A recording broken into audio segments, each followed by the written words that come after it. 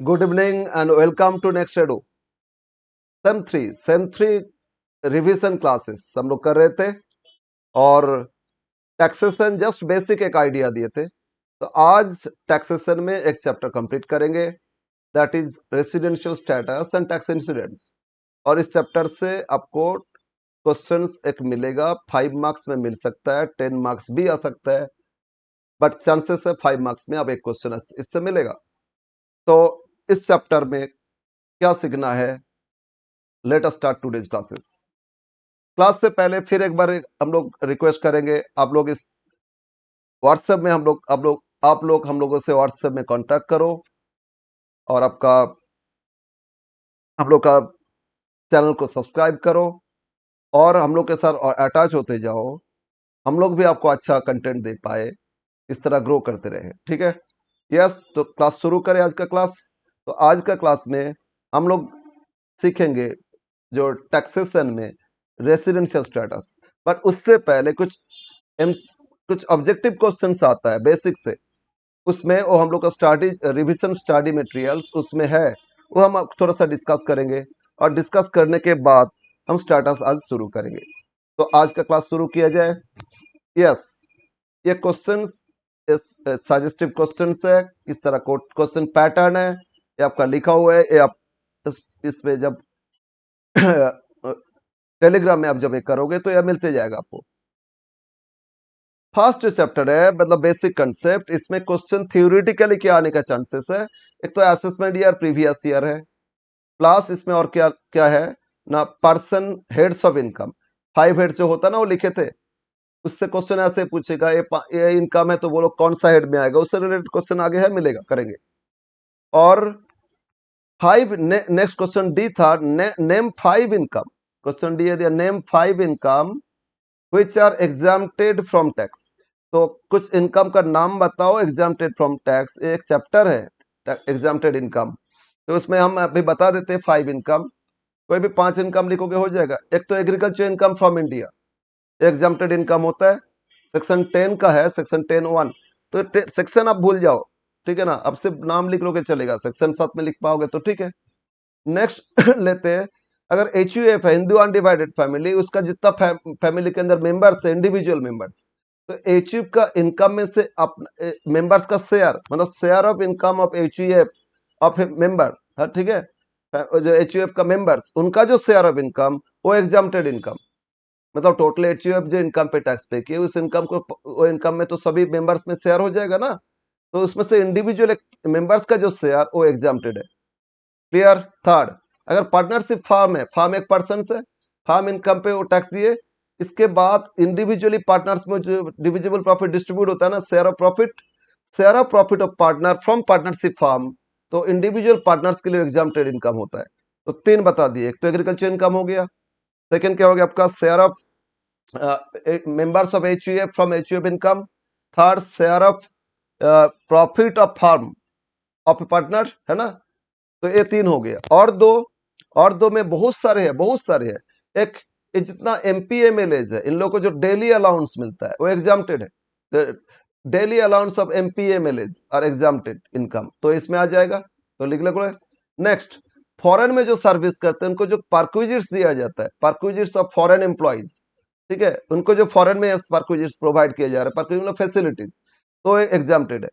और तो कितना हो गया, 5 तो हो ही गया। फिर भी एक दो और लिख लेते। सैलरी जब करोगे उसमें देखोगे ग्रेचुइटी मिलता है, लीव सैलरी मिलता है। अगर ग्रेचुइटी गवर्नमेंट एम्प्लॉय को मिला आफ्टर रिटायरमेंट, ग्रेचुइटी ध्यान दो, ग्रेचुइटी गवर्नमेंट एम्प्लॉय को मिला आफ्टर रिटायरमेंट, तो वो भी एग्जाम्प्टेड है गवर्नमेंट एम्प्लॉय के लिए, लेकिन अदर्स के लिए पार्शियली टैक्सेबल होता है। सिमिलरली अगर leave salary after retirement government employ को मिला, वो भी एग्जाम्प्टेड है। तो इतना सारे नाम बोल दिए, कोई भी 5 नाम बोलेगा अब आप लिख सकते हो, ठीक है ना। Yes sir. फिर rate of tax old regime में क्या, न्यू रिजिम में क्या, आप लोग का स्टडी मैट है तो उससे आप एक कर लोगे आराम से। फिर भी ओल्ड रिजिम में है अप टू 2,50,000 बेसिक के लिए ये होता है। अगर किसी का एज 60 से बिलो है, मतलब नॉर्मल पर्सन, तो इस केस में अप टू 2,50,000 ओल्ड रिजिम का बता रहा हूँ, 2,50,000 नील है, 250 तक देना नहीं होगा टैक्स, बेसिक एग्जाम्पशन है।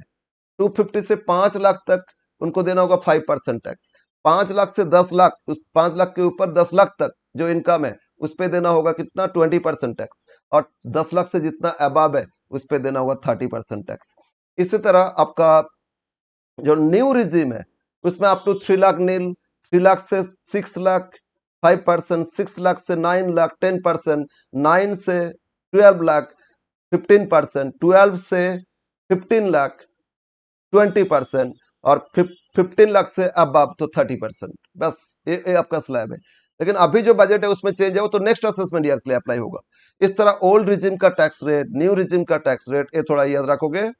और फिर इसमें पूछे name 5 deduction which are not available as per new tax regime 115 BSC। जहां न्यू टैक्स रिजिम बोल रहे हैं उसका सेक्शन होते हैं 115 BSC। तो इसमें कुछ जो ओल्ड रिजिम में कुछ डिडक्शन मिलता था, छूट, और न्यू रिजिम में नहीं मिलेगा। इसमें बहुत सारे हैं, जैसे सैलरी में हाउस रेंट अलाउंस मिलता था, न्यू रिजिम में वो नहीं मिलता है। सैलरी में जो लिव ट्रेवल अलाउंस मिलता था, इसमें न्यू रिजिम में नहीं मिलता है। फिर इसमें जो आपका हाउस रेंट अलाउंस मिलता था वो इसमें नहीं मिलेगा न्यू रिजिम में। फिर डिडक्शन 80C से 80U तक बहुत सारे डिडक्शन, जिसमें से बहुत सारे डिडक्शन न्यू रिजिम में नहीं मिलेगा। इस तरह कुछ नाम बोल देंगे, ये हो जाएगा। ठीक है, ओके। नेक्स्ट अब आ जाते हैं सेकेंड पार्ट। सेकेंड पार्ट मतलब ये, एक मिनट, क्या हुआ, क्वेश्चन 2 हैंग कैसे हो गया, खैर। क्वेश्चन 2 क्या है, यस, क्वेश्चन 2 है स्टेट, ये बहुत इंपॉर्टेंट है, बहुत इंपॉर्टेंट है। 2, 3, 4 ये सारा क्वेश्चन बहुत इंपॉर्टेंट है। State the heads of income under which the following income are to be assessed. इस तरह क्वेश्चन 5 मार्क्स में आपको मिलेगा, एक श्योर। ठीक है ना। तो क्या 2, 3 ये हेड्स ऑफ इनकम बताना होगा आपको। तो क्या दिया, first a family pension receive by widow of ex government employee. ठीक है, मतलब एक्स एम्प्लॉय को रिटायर्ड किए तो पेंशन मिलता रहा। अब जिन्होंने रिटायर्ड किए उनका डेथ हो गया, उनका विडो को फैमिली पेंशन मिल रहा है, तो इनका इनकम जो विडो को मिले ना, उनका अदर सोर्सेस इनकम है, थोड़ी एम्प्लॉय थे। लेकिन अगर वो रिटायर्ड एम्प्लॉय को मिलता हो तो सैलरी में होता। अगर एम्प्लॉय को ही मिलता आफ्टर रिटायरमेंट, वो सैलरी में दिखाते, हेड्स ऑफ इनकम सैलरी हो जाता। लेकिन उनका डेथ हो गया, उनका वाइफ को मिल रहा है, मतलब विडो को मिल रहा है, तो इस केस में वो फैमिली पेंशन को अदर सोर्सेस में दिखाया जाएगा। समझ में है ना। यस, तो ये हो गया इनकम फ्रॉम अदर सोर्सेस, आपको सिर्फ मेंशन करना होगा। नेक्स्ट बी दिया रहा है, बी क्या दे रहे हैं, fees receive by director of A company for attending board meeting. Meeting attend करने के लिए ये सब जो फीस मिल रहा है ना, ये आपका अदर सोर्सेस इनकम होगा। ये एम्प्लॉय थोड़ी है, फीस फीस मिल रहा है, एम्प्लॉय तो रेमुनरेशन मिलता है, तो ये फीस आपका अदर सोर्सेस का पार्ट है, right, very good. Third, salary receive by MP, MP MLA को जो सैलरी मिला, मैंने लास्ट क्लास में डिस्कस किए थे। एम्प्लॉय एम्प्लॉयर का रिलेशन क्या है, सिलेक्शन होता है, ये ध्यान में रखना। एम्प्लॉय को सिलेक्ट करता है एम्प्लॉयर, क्या एमपी को सिलेक्ट किया गया था, नो, इलेक्टेड, तो ये एम्प्लॉय नहीं है। तो इनको जो भी मिला जा रहा है वो अदर सोर्सेस में आएगा, लेकिन ये तो श्योर सैलरी में तो नहीं आएगा। Okay, next one, property let out to employees of SSC business. मेरा एसएससी मतलब आई एम द पर्सन, मेरा बिजनेस है, और मेरा बिजनेस का जो एम्प्लॉय, उनको हम एक अपना घर भाड़ा पे दिए। ठीक है ना, उनको अपना घर भाड़ा पे दिए, लेकिन बिजनेस के लिए बोल रहे हैं, तो इस केस में बिजनेस इनकम पार्ट हो जाएगा। तो ये तीनों क्या था, अदर सोर्सेस, साइड में हम लिख के दे रहे हैं। फर्स्ट ए हो गया आपका अदर सोर्सेस, सेकेंड भी अदर सोर्सेस, थर्ड भी अदर सोर्सेस, एमपीएमएलए। लेकिन ये बिजनेस के लिए है, तो इसलिए बिजनेस एंड प्रोफेशन, डी क्या हो जाएगा, बिजनेस एंड प्रोफेशन। ठीक है ना। और अगर नॉट नेसेसरी फॉर बिजनेस, तो इस केस में हाउस प्रॉपर्टी हो जाता। क्या बोल रहे हैं, अगर नॉट नेसेसरी फॉर बिजनेस, सिर्फ एम्प्लॉय को भाड़ा पे दिए तो भाड़ा तो मिल रहा है ना, वो अदर, वो फिर बिजनेस नहीं होता, वो क्या हो जाता, वो हो जाता business, sorry, house property income हो जाता। Rent receive from subletting house, okay, house मेरा नहीं है, मैंने भाड़ा पे लिए फिर किसी और को दिया, सबलेटिंग, तो इसमें हो जाएगा अदर सोर्सेस। तरह के अदर सोर्सेस चैप्टर से दिया नहीं, नहीं, जस्ट ये पूछा गया था कौन सा हेड में आएगा।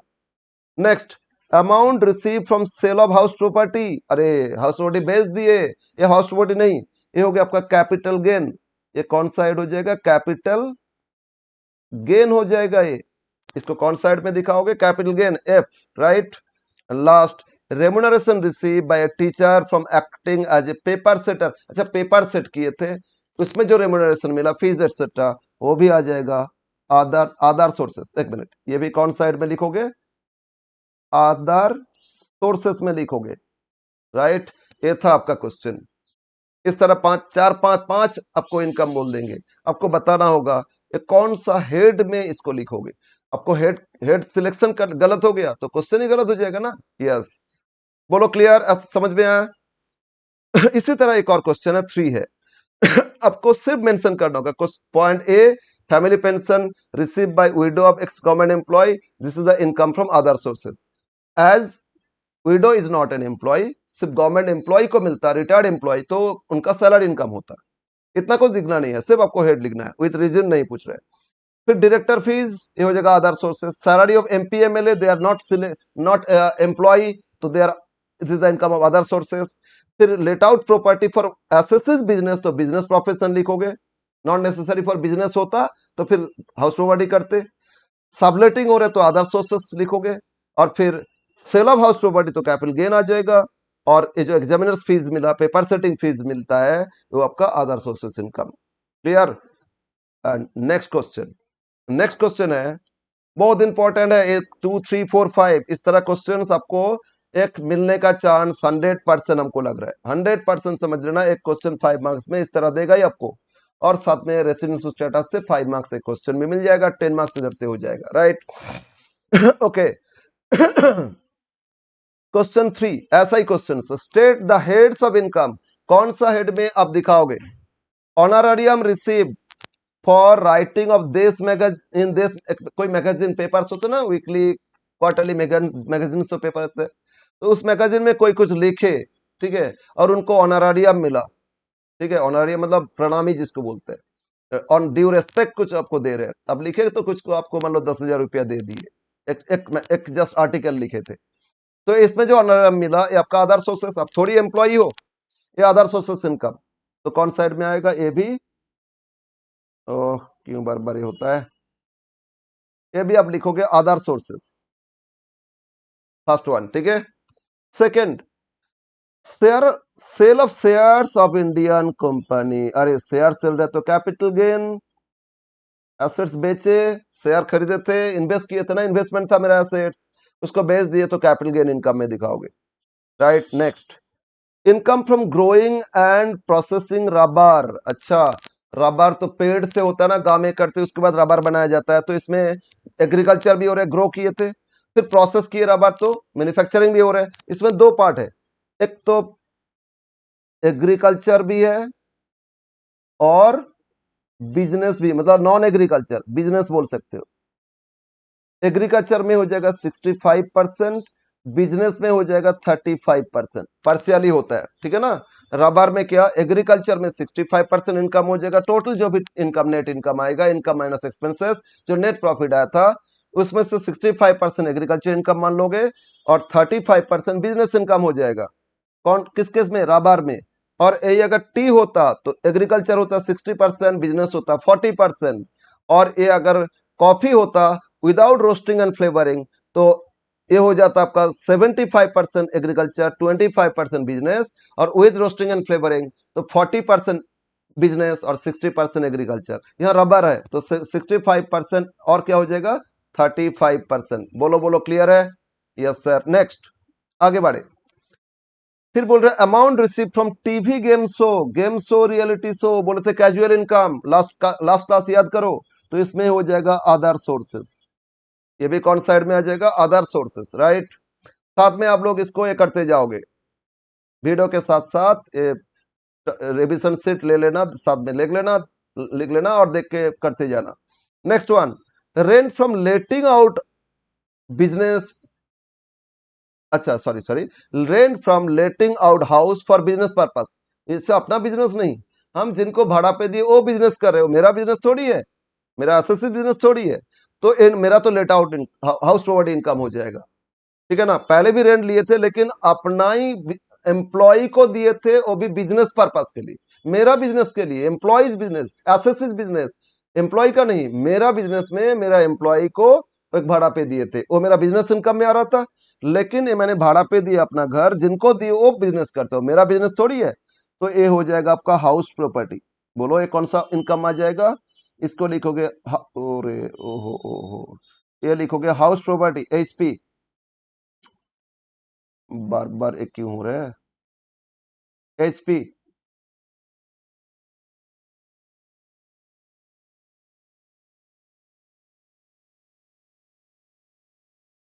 House property, right. नेक्स्ट आ जाओ फिर। Gift receive from a friends 85,000। अच्छा गिफ्ट मिला, अगर फ्रेंड से मिला तो इनकम ही माना जाएगा, अदर सोर्सेस इनकम। ये ना तो हाउस प्रॉपर्टी, ना सैलरी, ना बिजनेस प्रोफेशन, ना कैपिटल गेन। तो ये लिख लोगे other sources, right. Last one, salary receive by doctor from hospital. अरे हॉस्पिटल में वो तो सर्विस कर रहे हैं, तो फिर ये सैलरी इनकम। ये क्या हो जाएगा? Salary income. समझ में आया ना? लेकिन हॉस्पिटल डॉक्टर अगर चेम्बर खोल के बैठते, उसमें से पेशेंट से फीस लेते, वो उनका होता प्रोफेशनल इनकम, बिजनेस प्रोफेशन। लेकिन यहाँ तो एम्प्लॉय है हॉस्पिटल का, तो इसलिए सैलरी इनकम में हो जाएगा। क्लियर? इसमें A B C D E F G इतना नहीं देता है, इसमें 5 देता है 5 नंबर के लिए। और अगर 10 नंबर में दे दे अच्छा है, 10 नंबर मुफ्त में मिल जाएगा आप लोग को। 10 एडजस्टमेंट बोल देगा, 10 आइटम बोल देगा, 10 लिख लोगे और 10 ठीक कर लोगे तो 10 नंबर। कितना आसान है मार्क्स स्कोर करना। अब यस, ये दोनों जो किए ना हेड्स, आपको बताना था कि कौन सा हेड में आएगा। अब क्वेश्चन 4-5 ये एग्रीकल्चर इनकम रिलेटेड पूछा है। एग्रीकल्चर इनकम और नॉन एग्रीकल्चर इनकम, मतलब एग्रीकल्चर नहीं है तो किसी और हेड का होगा ना। ये पूछा आपसे क्वेश्चन। ये चार, ये सिर्फ चार हम बता रहे हैं। क्वेश्चन 3, 4, 5, 6, ये चार जो ऑब्जेक्टिव क्वेश्चन दिए, ये चार क्वेश्चन आप देख के जाओ। ये चार क्वेश्चन देख के जाओगे तो श्योर, एक्सक्यूज मी, एक क्वेश्चन आपको मिलेगा ऐसा, ठीक है, एग्जैक्टली सेम मिल जाए तो बहुत अच्छा है, या हो सकता है थोड़ा सा चेंज करके दे दिए आपको, ठीक है ना। यस, तो अपना नेक्स्ट क्वेश्चन 4 में डिस्कस करते हैं। इसमें पूछ रहे एग्रीकल्चर इनकम होगा या नहीं।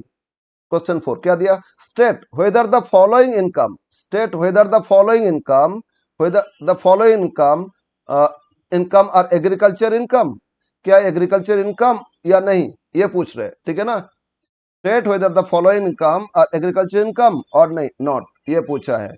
तो देखते हैं क्या होगा। फर्स्ट, फर्स्ट क्या बोल रहा है? compensation received from government for requisition of land which has been used for agriculture purpose। मेरा जमीन था एग्रीकल्चर पर्पस में यूज करते थे, कुछ कंपेंसेशन हमको मिला है ना। ओके, तो ये जो कंपेंसेशन मिला मेरा एग्रीकल्चर इनकम हो जाएगा। ये कौन सा इनकम हो जाएगा? Agri income. मेरा जमीन एग्रीकल्चर पर्पस में मिलता था और इसमें हमको कंपेंसेशन मिला, तो मेरा क्या हो जाएगा? गवर्नमेंट से एग्रीकल्चर इनकम हो जाएगा। सब सब्सिडी बोल सकते हो इस एक प्रकार का। कुछ मांग था, रिक्विजिशन मतलब कुछ मांग था गवर्नमेंट से कि हम लोग को कुछ दीजिए, तो गवर्नमेंट दिया हम लोग को, एग्रीकल्चर पर्पस में यूज करते थे इस जमीन के लिए, तो मेरा एग्रीकल्चर इनकम हो जाएगा, ठीक है, राइट। समझ में आया ना?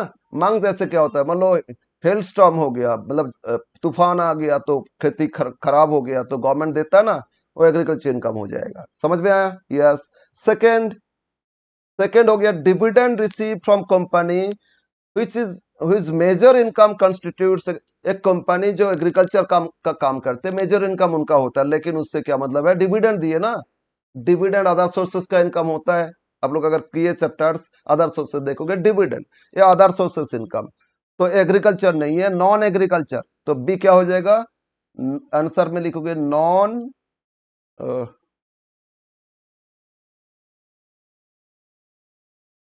क्या लिखोगे? Non agriculture. बी हो जाएगा नॉन, इधर लिखोगे नॉन। ओह, क्या प्रॉब्लम हो रहा है, फिक्स नहीं हो रहा, बार बार ये हो जाता है। नॉन एग्रीकल्चर, खैर non agriculture, right. N A non agriculture.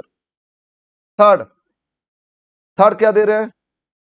Third आपको बोल रहे हैं profit earn from sale of wild grass of spontaneous growth. मतलब जो ऐसे जंगल में या देखोगे कुछ जमीन में, जो अपना जमीन वैकेट लैंड है ना, कुछ पड़ा हुआ था, स्पॉन्टेनियस नेचुरली ग्रास होता है, ठीक है ना, उस ग्रास को हम लोग काटे और काट के लेके आए और उसको बेचे। ये एक्चुअली मेरा business active sorry agriculture activities मैंने नहीं की, ये नहीं कि उसको एग्रीकल्चर हम किए थे, नहीं, है ना।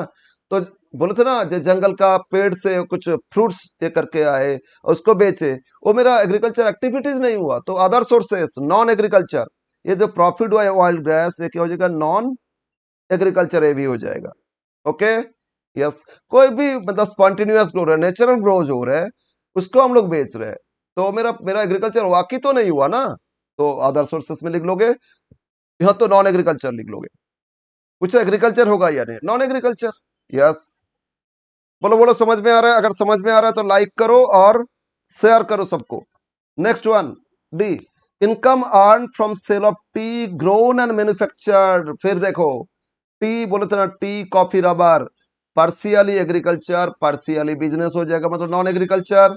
तो टी केस में अपना ग्रो किए ट्री, इसके बाद मैन्युफैक्चरिंग किए टी, है ना।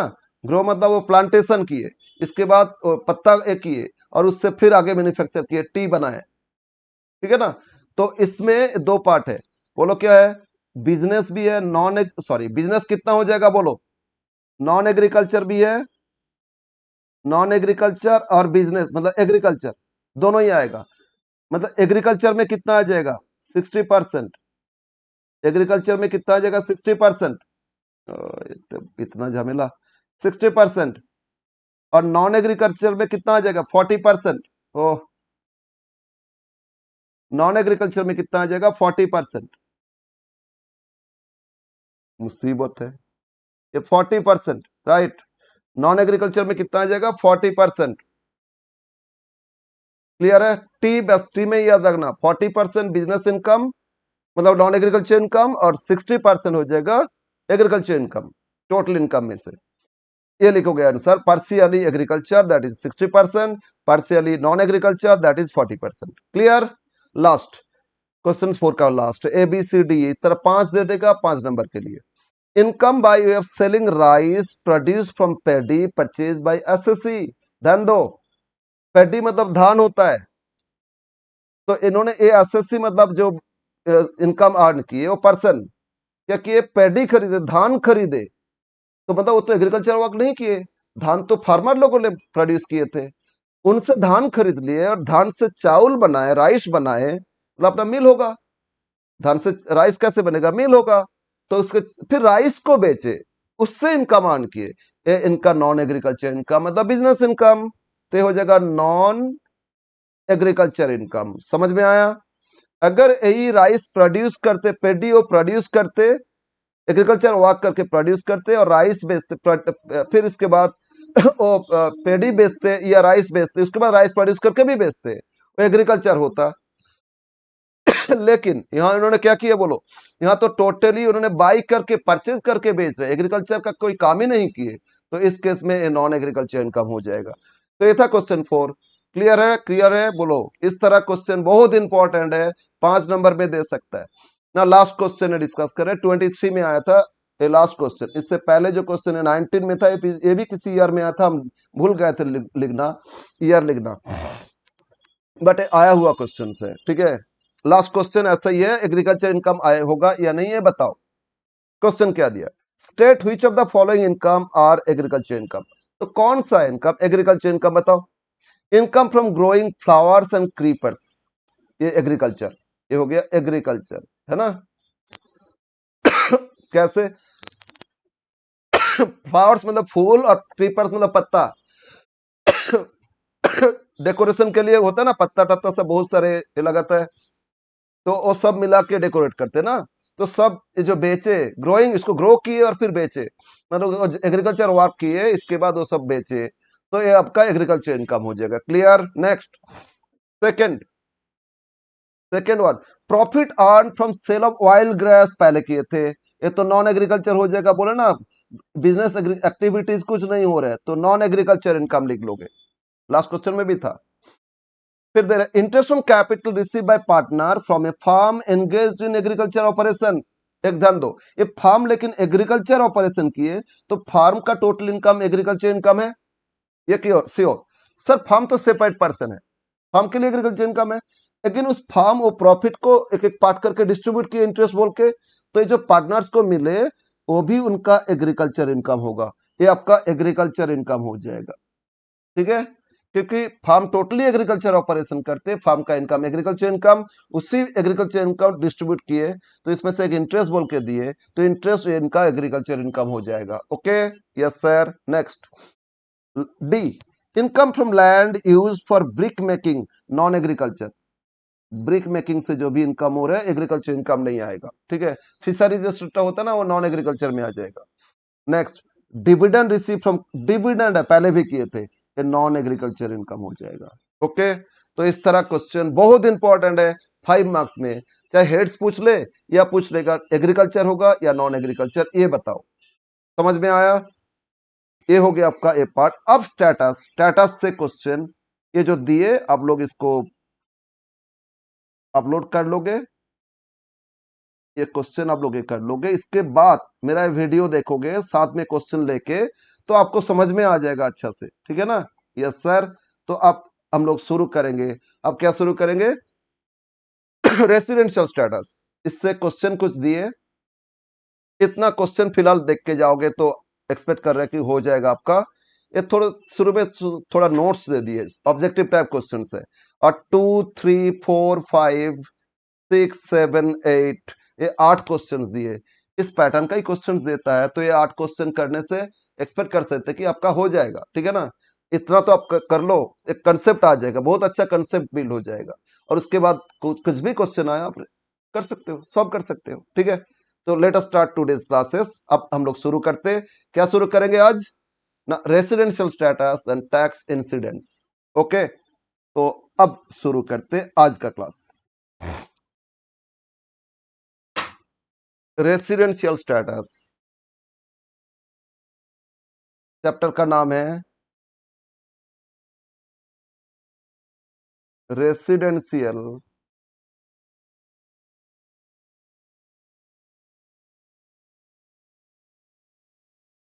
स्टेटस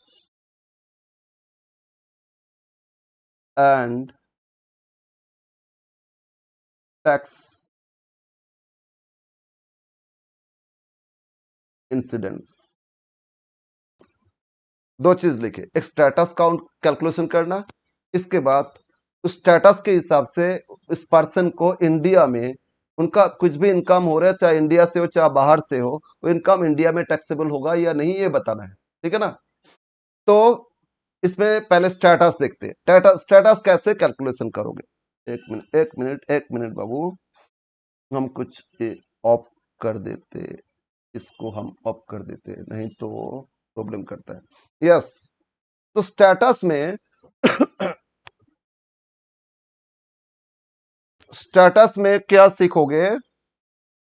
स्टेटस डिफरेंट पर्सन बोले थे ना, सब इंडिविजुअल अलग अलग पर्सन का स्टेटस अलग अलग कैलकुलेशन होता है। तो सबसे पहले इंडिविजुअल का देखेंगे। एक इंडिविजुअल मतलब मी, यू, हम लोग सब इंडिविजुअल है। तो हम लोग का स्टेटस देखने के लिए क्या क्या देखना होगा? एक, आइदर वी आर रेसिडेंट, हम लोग को रेसिडेंट माना जाएगा, नहीं तो हम लोग को माना जाएगा नॉन रेसिडेंट।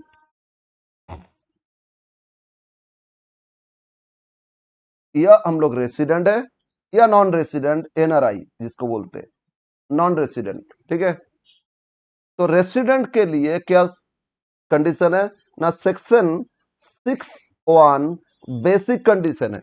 अगर ये फुलफिल किए, ये अगर फुलफिल किए तो उनको रेसिडेंट बोलोगे, और 6(1) फुलफिल नहीं किए तो नॉन रेसिडेंट हो जाएगा। सेक्शन 6(1) क्या है हम लोग आगे देखेंगे। तो सिंपल, अगर सेक्शन 6(1) फुलफिल्ड तो उनका स्टेटस क्या हो जाएगा? उनका स्टेटस हो जाएगा कि वो रेसिडेंट ऑफ इंडिया। समझ में आया?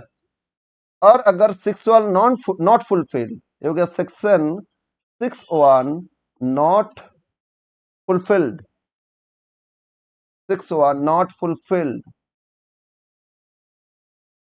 6(1) फुलफिल नहीं किए तो वो कौन हो गया? उनका स्टेटस हो जाएगा नॉन रेसिडेंट। राइट सर, तो 6(1) क्या है? सीखेंगे सीखेंगे हम लोग, ठीक है ना। तो बस बेसिकली ये देखोगे। अच्छा, इसमें ना पर्सन का सिटीजनशिप कहाँ का देखना नहीं है, स्टेटस देख रहे हैं, रेसिडेंट हो सकते हो, अफ्रीकन है, हो सकते हो अमेरिकन है, हो सकता है ऑस्ट्रेलियन है, ठीक है ना, लेकिन वो इंडिया में ही रहता है, ठीक है ना। तो कितना दिन रह गया उस पर वो स्टेटस आएगा। सेक्शन 6(1) क्या बोल रहे हैं वो देखेंगे हम लोग। अब अगर 6(1) फुलफिल किए तो फिर उसमें दो सिचुएशन हो सकता है। अगर रेसिडेंट 6(1) फुलफिल किए, इसके बाद इनका स्टेटस में फिर दो अलग अलग कैटेगरी हो सकता है, एक ordinarily resident and ordinarily resident. Ordinarily resident, resident but ordinarily resident, ठीक है, रेसिडेंट एंड ऑर्डिनरी रेसिडेंट। और सेकंड हो गया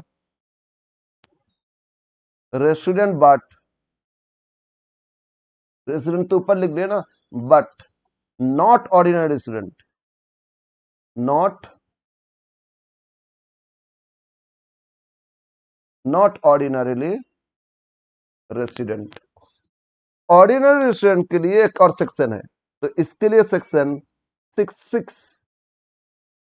सेक्शन 6(6) फुलफिल होना चाहिए, तो हो जाएगा क्या, ऑर्डिनरी रेसिडेंट।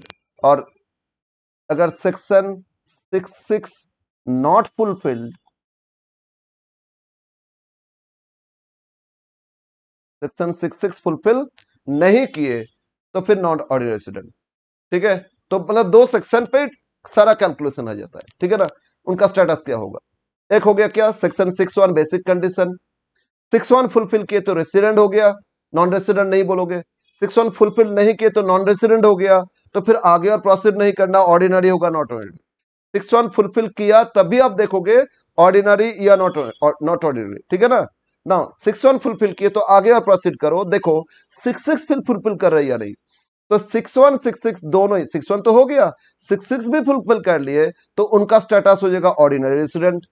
और 6(6) फुलफिल नहीं किए, ओनली 6(1) किए थे, 6(6) नहीं किए, तो उनका स्टेटस हो जाएगा नॉट ऑर्डिनरीली रेसिडेंट, ठीक है। बस ये है आपका, तो स्टेटस के लिए यही देखोगे। और कुछ है केसेस जिसमें होता है डीम्ड रेसिडेंट, वो कौन सा केस में आएगा आगे डिस्कस करेंगे, बट बेसिकली आपको यही पढ़ना है कि रेसिडेंट होगा या नॉन रेसिडेंट होगा, फिर रेसिडेंट होने से ऑर्डिनरी या नॉट ऑर्डिनरी। तो अब हम डिटेल्स में आते, 6(1) क्या दिए हैं, 6(1) कंडीशन क्या है, ठीक है। Now section 6(1) for ordinary resident लिखो, next section 6(1), section 6(1) for ordinarily resident. Now section 6(1) for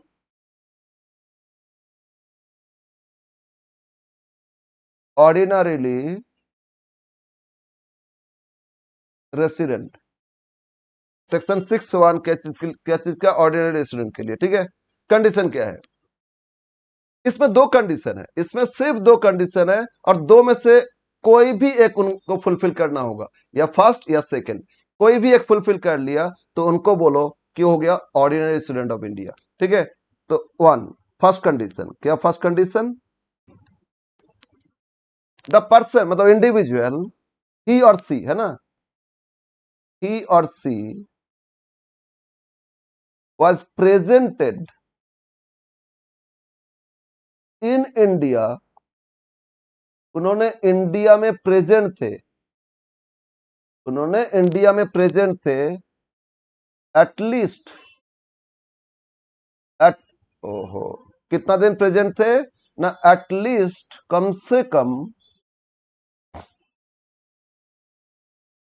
at least 182 days, कितना दिन, 182 डेज। ये डेज अगर बाई चांस भूल रहे हो तो 1 ईयर कितना होता है, 365, इसको 2 से डिवाइड कर देना, आएगा देखोगे 182.5, तो 182 बस 0.5 छोड़ देना, एटलीस्ट कम से कम 182 या उससे अब अगर रह गया प्रीवियस ईयर में तो वो फुलफिल हो गया 6(1).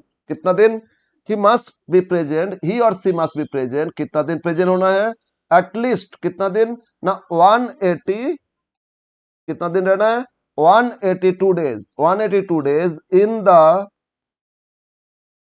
current previous year, current previous year. हम लोग का अभी प्रीवियस ईयर क्या चल रहा है 2000, अब लोग का क्या एग्जाम में आएगा 2023 24 है ना।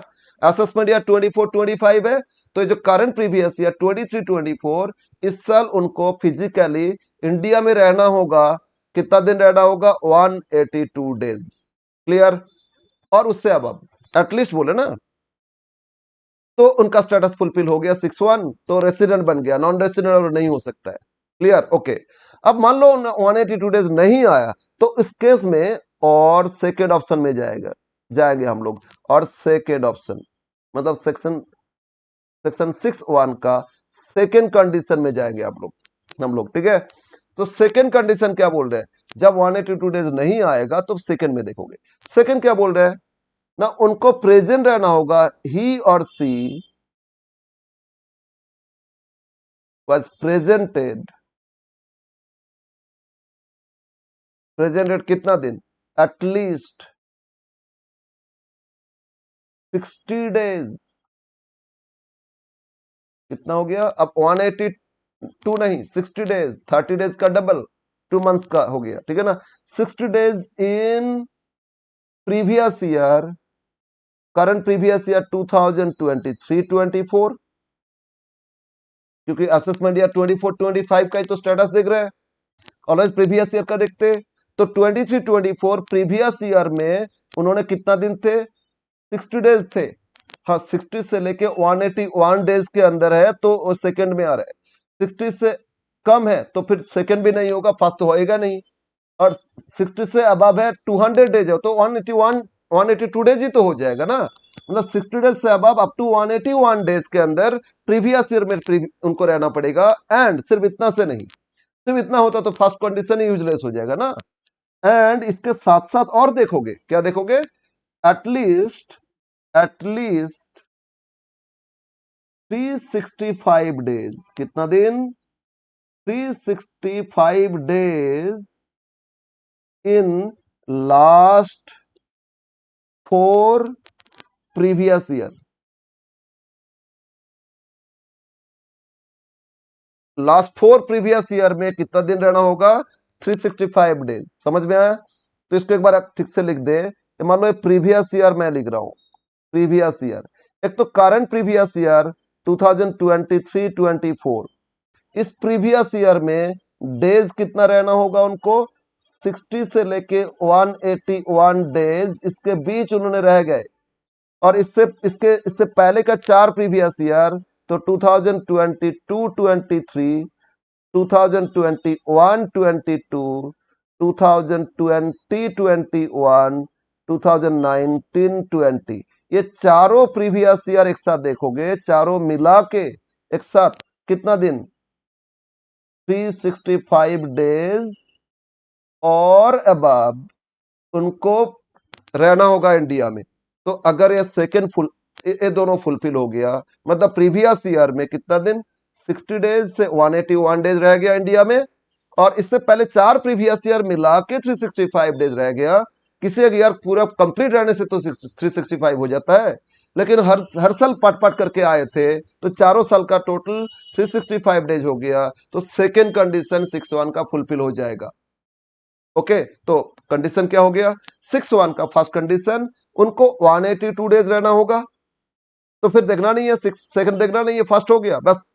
6(1) फुलफिल मतलब रेसिडेंट हो गया। और अगर 6(1) का फर्स्ट कंडीशन 182 डेज नहीं आ रहा है, तो इस केस में उनके लिए सेकंड ऑप्शन है, उनको प्रीवियस ईयर में 60 डेज से 182 डेज के अंदर रहना होगा। और इससे पहले जो 4 previous year, last 4 previous year, वो चारों ईयर मिला के टोटल 365 डेज और अबव उनको रहना होगा। अगर ये सेकेंड फुलफिल हो गया तो भी रेसिडेंट बन जाएगा, तो नॉन रेसिडेंट नहीं बोलोगे ना। तो ये था 6(1) बेसिक कंडीशन। बट 6(1) का दोनों कंडीशन जो देखते, कुछ पर्टिकुलर केसेस में, कुछ स्पेसिफिक पर्सन के लिए, इंडिविजुअल के लिए ना 6(1) का सेकेंड कंडीशन लागू नहीं होता है, अप्लाई नहीं होता है। मतलब उनके लिए सिर्फ 182 डेज ही अप्लाई होता है। तो किसके लिए, वो आपको एक्सेप्शन केस है। वो एक्सेप्शन भी याद रखना होगा। अगर ऐसा किसी एक्सेप्शन का पूछ लिया स्टेटस, आप 60 डेज देखोगे नहीं, भूल से भी नहीं देखोगे ना, सेकंड कंडीशन देखना नहीं, ठीक है ना। तो किसके लिए सेकंड कंडीशन अप्लाई नहीं होगा, तो नीचे लिख लेते exception for the following person only 6(1) first condition apply not second, ठीक है। लिखो for the following person exception, इसमें हम कलर चेंज कर लेते।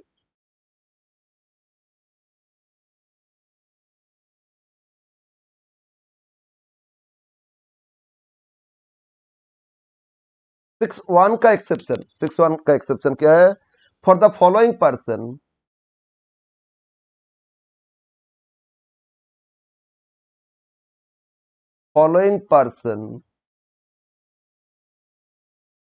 only first condition of section 6(1) applied। उन लोग के लिए सिर्फ फर्स्ट कंडीशन, मतलब सेकंड 60 डेज का कंडीशन अप्लाई नहीं किया जाएगा, सिर्फ 182 डेज देखोगे, राइट। ओके, क्लियर है, यस सर। किस किस के लिए एप्लीकेबल, तो 3 केस है, 3 स्पेसिफिक केस है, इन लोगों के लिए ओनली 6(1) देखोगे। अब आ जाते कौन कौन है इसमें। एक तो हो गया आपका कोई इंडियन, एनी इंडियन सिटीजन, अगर कोई इंडियन सिटीजन लेफ्ट इंडिया, मतलब इंडिया छोड़ रहे, इंडियन सिटीजन क्या कर रहे, लेफ्ट इंडिया, मतलब छोड़ रहे इंडिया, लेफ्ट इंडिया फॉर क्या चीज, क्यों छोड़ रहे हैं, for employment outside India, employment outside India, outside India मतलब सर्विस के लिए कोई बाहर गए, आपको मिल गया अच्छा जॉब, कहाँ मिल गया, यूएसए में मिल गया, आजकल दुबई, यूरोपियन कंट्री में इंडियन इवन यूएसए में भरा हुआ है, ठीक है ना। तो आपको जॉब मिल गया बाहर में, अच्छा पैकेज मिल गया, तो आप चले गए ना। आप किसके लिए गए, सर्विस के लिए, आप बिजनेस के लिए, अदर पर्पस में नहीं, घूमने के लिए नहीं गए, आप क्या चीज के लिए गए, सर्विस के लिए गए। ये सब यूट्यूबर जो ट्रैवल ब्लॉगर है ना, ट्रैवल करते रहता है, पूरा दुनिया ट्रैवल करता है, वो एक्चुअली वो एम्प्लॉयमेंट नहीं है, कोई कौन सा कंट्री उनको एम्प्लॉयमेंट दिए थे, ऐसा होता है क्या, नहीं। तो वो अलग केस है, वो इसमें नहीं पढ़ रहे, वो नॉर्मल केस है। तो कोई इंडियन छोड़ रहे हैं, कहा, कौन सा कंट्री छोड़ रहा है, हम लोग का कंट्री इंडिया, क्यों छोड़ रहे हैं, सर्विस एम्प्लॉयमेंट, कहाँ, आउटसाइड इंडिया, तो उनके लिए 6(1) का फर्स्ट कंडीशन देखोगे, सेकंड नहीं देखोगे। ओके, क्लियर है, यस सर। अब सेकंड आ जाओ, बी, और किसके लिए देखा जाएगा, ओनली 6(1) देखोगे। दूसरा हो गया कोई इंडियन ओरिजिन जो बाहर रहता है, मतलब इंडियन ओरिजिन तो पता है ना, एक्चुअली इंडियन उन लोग का फादर, फोर फादर चले गए थे बाहर, तो इंडियन ओरिजिन उन लोग को बोलते। जैसे रविंद्र ल्यूजरन का प्लेयर है, एक्चुअली हो तो इंडियन ओरिजिन, बहुत सारा ना इंडियन ओरिजिन बाहर दूसरा कंट्री के नाम से उनको उसी कंट्री का सिटीजनशिप लिया खेलता है। तो इंडियन ओरिजिन वो लोग बाहर रहता है, लेकिन वो आया इंडिया टूर के लिए, विजिट करने के लिए, ना सर्विस ना परमानेंट रहने के लिए, टूर के लिए आया, तो उनके लिए भी 6(1) का फर्स्ट कंडीशन देखोगे। तो any Indian origin, any Indian origin, Indian origin मतलब पहले उन लोग का सिटीजनशिप इंडिया में था, ठीक है ना, वो इंडियन एक्चुअली ओरिजिन, लेकिन रिसाइडेड कहाँ रहते हैं, reside outside India, resided outside India. अब उन लोगों ने आ रहे, इंडिया आ रहे, came to visit India, came to visit या टूरिस्ट, टूर, टूर करने आए, विजिट इंडिया, तो इनके लिए भी एक्सेप्शन है, इनमें इनके लिए भी 182 डेज देखोगे, 60 डेज का कंडीशन इनके लिए भी अप्लाई नहीं होगा। क्लियर है ना। अगर इस तरह कोई पर्सन आ रहा है तो उनके लिए अप्लाई नहीं होगा, ठीक है। अब कोई फॉरेन सिटीजन आ रहा है इंडिया, तो वो किसी भी पर्पस के लिए आए, टूर के लिए आए, कुछ भी आए, वो नॉर्मल केस है, ये इंडियन ओरिजिन थोड़ी है ना। कोई इंडियन ओरिजिन जो बाहर रहता था, अब उन्होंने इंडिया आया, लेकिन परमानेंट नहीं, क्यों आया बोलो, टूर के लिए आया, विजिट करने के लिए आया। और थर्ड, कोई इंडियन शिप में काम करते एज ए सेलर, ठीक है, तो employ of Indian ship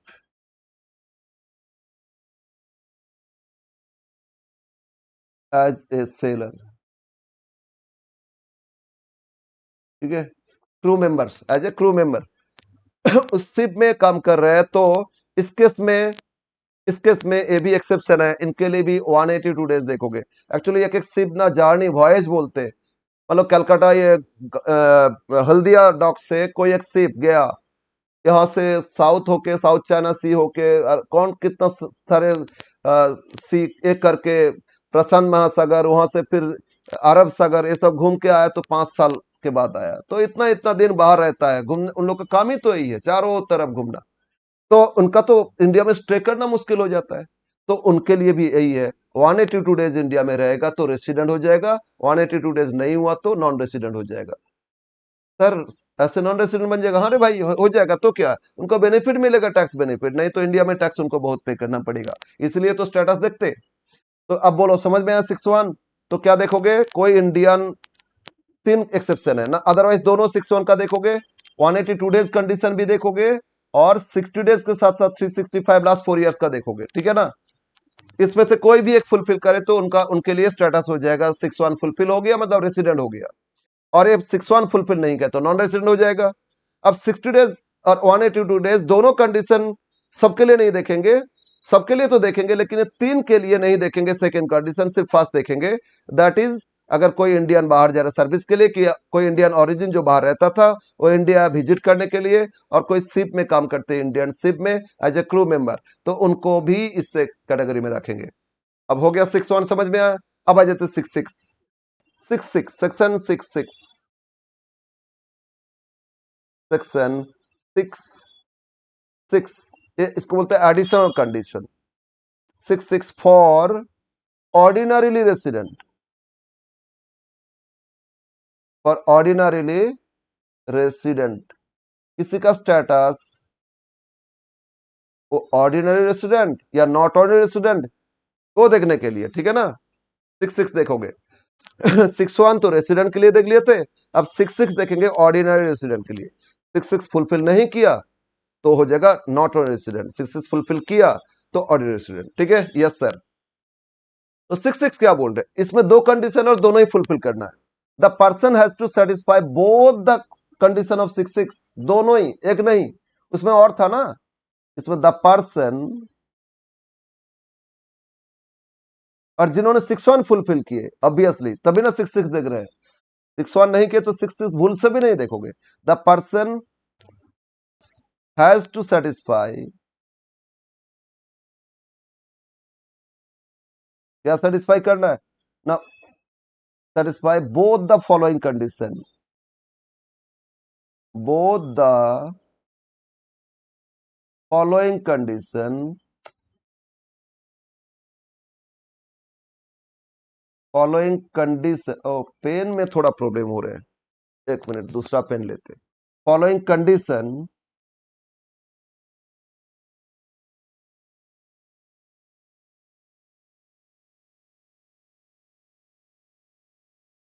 under section,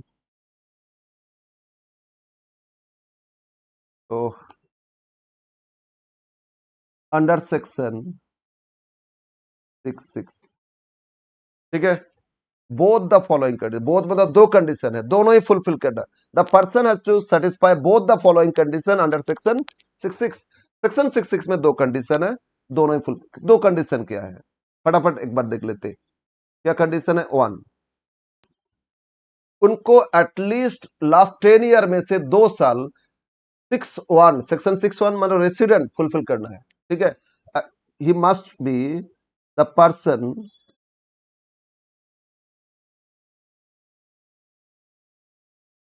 must be a resident, the person must be A resident, उनको रेसिडेंट बनना है, रेसिडेंट मतलब उनको सेक्शन 61 फुलफिल करना है, 61 है ना, रेसिडेंट तो 61 था, रेसिडेंट फॉर कितना साल? एटलीस्ट 2 इयर्स, कम से कम कितना? 2 इयर्स, 2 साल। कितना में से? Out of last 10 previous years. कितना साल? ना लास्ट 10 प्रीवियस ईयर्स, लास्ट 10 साल। करंट प्रीवियस ईयर 23-24 नहीं, इससे पहले का 10 साल। वो 10 साल में कम से कम 2 साल, 2 इयर्स, उनको सेक्शन 6(1) फुलफिल करना, मतलब रेसिडेंट फुलफिल करना। ठीक है ना, समझ में आया? तो ये हो गया 6(6) का फर्स्ट कंडीशन। और दूसरा एंड सेकंड क्या? ना लास्ट 7 प्रीवियस ईयर में, लास्ट 7, करंट 23-24 नहीं, उससे पहले लास्ट 7 प्रीवियस ईयर में टोटल मिला के 730 डेज रहना होगा इंडिया में। कितना दिन रहना है? 730, मतलब 365 का डबल।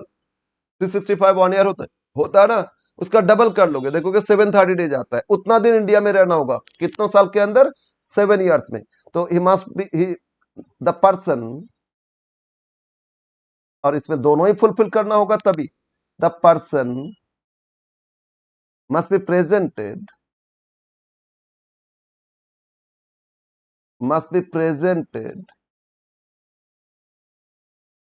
In India. ठीक है, का इंडिया में प्रेजेंट रहना होगा एटलीस्ट, कम से कम कितना दिन? 730 डेज। याद रखोगे, 2 साल, 2 इयर्स मल्टी, ऐसे यहां भी तो 2 इयर्स दे रहा था, नहीं ये 2 साल, कोई भी 2 साल रेसिडेंट फुलफिल करना, 6(1) मतलब 180 डेज करके 2 साल कंटिन्यू रह गए। कंटिन्यू नहीं, लास्ट 10 साल में कोई भी 2 साल रह गए, तो फिर 6(1) फुलफिल हो जाएगा ना। या 182 डेज नहीं हुआ, लेकिन 60 डेज हो गए, और लास्ट 4 प्रीवियस ईयर में 365 करके 2 साल फुलफिल कर लिए रेसिडेंट, तो 6(1) फुलफिल करना है 2 साल। ठीक है ना, 2 इयर्स ईयर, लेकिन इसमें डेज के हिसाब से 730 days in last 7 previous year. कितना दिन में? In last 7 previous years. Last 7 previous year में उनको 730 डेज फिजिकली इंडिया में रहना पड़ेगा, बस ये हो गया। और ये दोनों फुलफिल कर लिए तो उनका स्टेटस क्या हो जाएगा? Ordinarily resident of India. ठीक है, ये दोनों फुलफिल किया तो ऑर्डिनरी रेसिडेंट इंडिया, और 6 मतलब 6(1) 6(6) बहुत फुलफिल किया तो ORI, ordinary resident of India. और 6(1) फुलफिल किए, 6(6) नहीं तो नॉट रेसिडेंट ऑफ इंडिया, और 6(1) ही नहीं किए तो नॉन रेसिडेंट ऑफ इंडिया। बस ये कैलकुलेशन आपको करना होगा। ठीक है ना, कितना दिन इंडिया में आया हर साल, कितना दिन गया, फिर तो डेज कितना दिन स्टे किए काउंट करोगे, इसके हिसाब से स्टेटस बताओगे। बोलो, ये समझ में आया? तो ये था स्टेटस कैलकुलेशन, राइट। अब कोई भी पर्सन का दे देगा आपको, सबसे पहले देख लोगे एक्सेप्शनल केसेस में आया या ऑर्डिनरी केस है। ऑर्डिनरी तो 6(1) का दोनों कंडीशन में से कोई भी एक फुलफिल करोगे, और अगर एक्सेप्शन है तो सिर्फ फर्स्ट कंडीशन फुलफिल करोगे। ठीक है, यस सर। तो आप समझ में आया ना? तो एक बार फाइनली हम लोग लिख लेते, अगर 3 केस हो रहे, क्या केस हो रहे? First, section 6(1) and section 6(6) both fulfilled, तो उनका स्टेटस बोलो क्या हो रहे? रेसिडेंट एंड ऑर्डिनरीली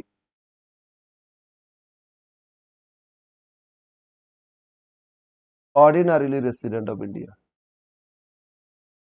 ठीक है, ऑर्डिनरी रेसिडेंट ऑफ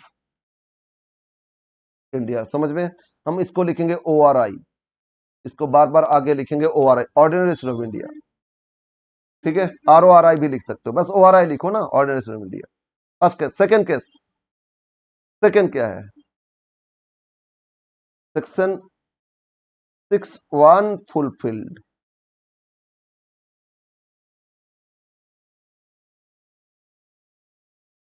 और सेक्शन 6(6) नॉट फुलफिल्ड। ठीक है ना, सेक्शन 6(1) फुलफिल किए लेकिन 6(6) फुलफिल नहीं किए, तो उनका status not ordinary resident of India, not ordinarily resident of India, तो NORI ये बोलोगे, ORI इसमें लिखोगे NORI, ठीक है, एक बार लिख देते NORI, not ordinary of India. और थर्ड सेक्शन 6(1) नॉट फुलफिल्ड, 6(1) ही फुलफिल नहीं किए तो NRI, non resident of India, ठीक है। तो बस ये स्टेटस देखने का है। कैसे देखोगे? 6(1), 6(6) दो कंडीशन है। पहले बेसिक 6(1) नहीं फुलफिल किए NRI, बस कुछ नहीं देखना। 6(1) किए लेकिन 6(6) नहीं किए तो NORI, और 6(1), 6(6) दोनों किए तो ordinary resident of India, right. अब आ जाते एक पॉइंट और है, डिस्कस कर लेते हैं, डीम्ड रेसिडेंट। नेक्स्ट पॉइंट लिखो, deemed resident.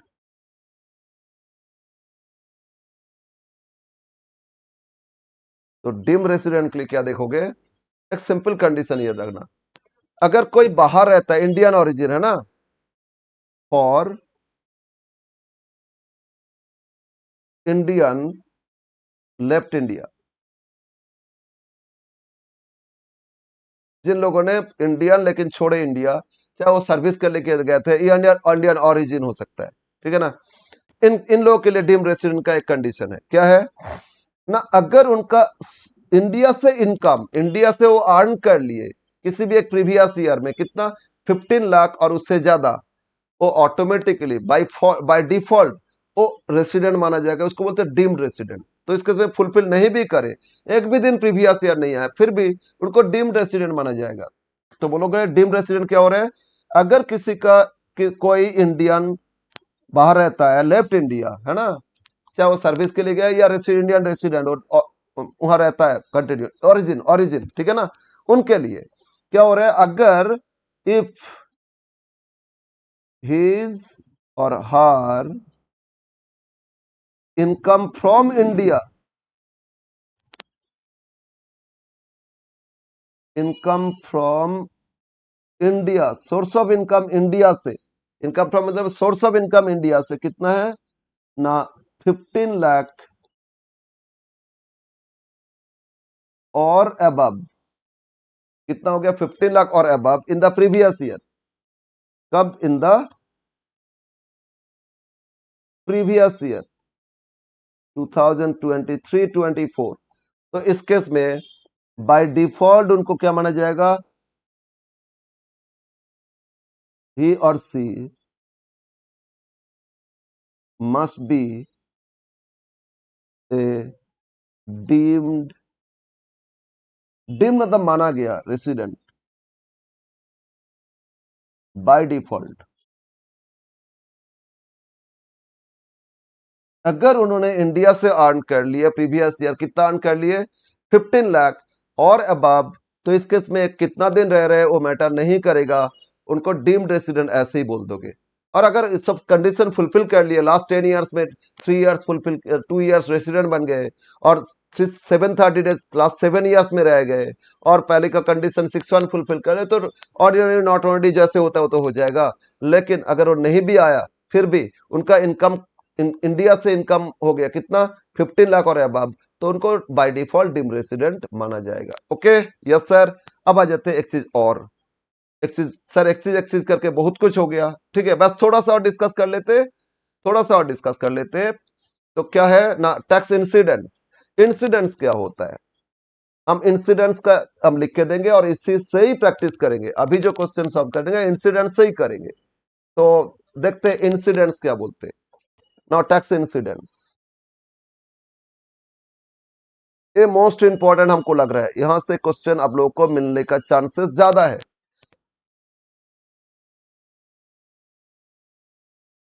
Tax incidents,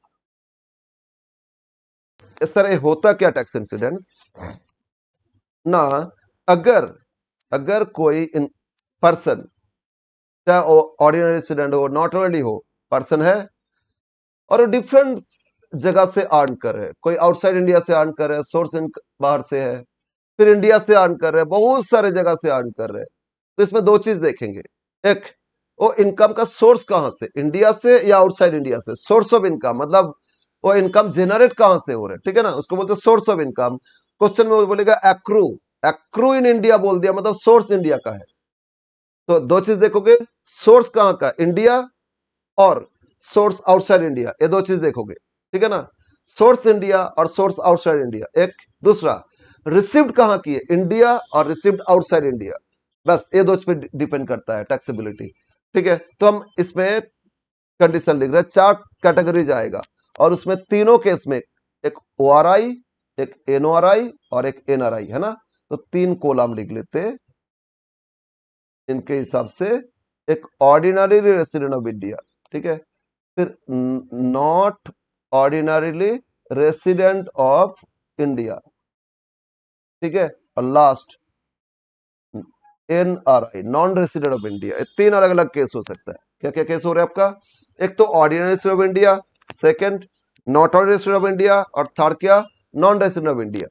okay, now अब इसमें चार कंडीशन आ रहा है। क्या क्या चार कंडीशन, फर्स्ट कंडीशन, अगर इस इनकम का सोर्स इंडिया है तो लिखो इनकम, फर्स्ट केस आ रहा है, income accrue in India, ACCRU, accrue in India.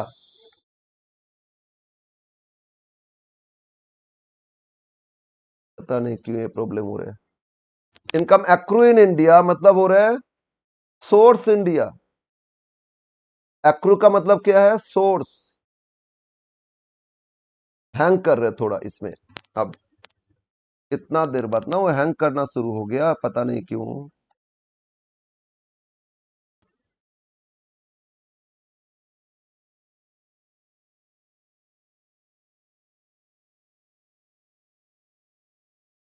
Income accrue in India मतलब सोर्सेस,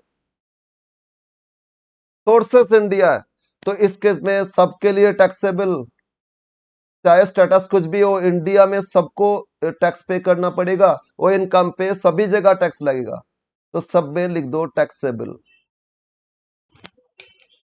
सब में लिख दो टैक्सेबल, ठीक है।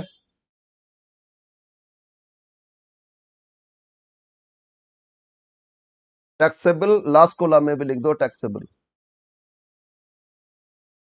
अगर इनकम का सोर्स इंडिया है तो in that case, India source मतलब समझ में ना, एक्रू इन इंडिया क्वेश्चन में बोल देगा, तो इंडिया, इंडिया से वो इनकम अर्न किए, ठीक है, मतलब इंडियन कंपनी को ज्वाइन किए थे, यहाँ सर्विस कर रहे, तो इंडिया का सोर्स हो गया।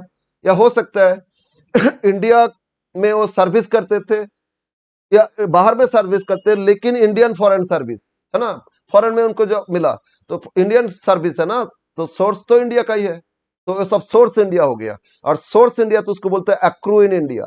तो इस केस में चाहे एनआरआई हो, चाहे ऑर्डिनरी रेसिडेंट हो, नॉट रेसिडेंट हो, सबको उस इनकम पे इंडिया में टैक्स देना होगा, टैक्सेबल इन इंडिया हो जाता है, ठीक है।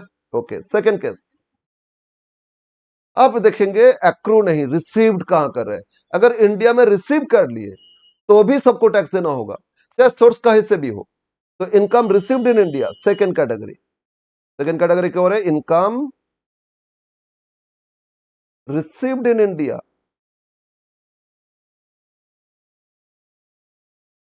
Income received in India.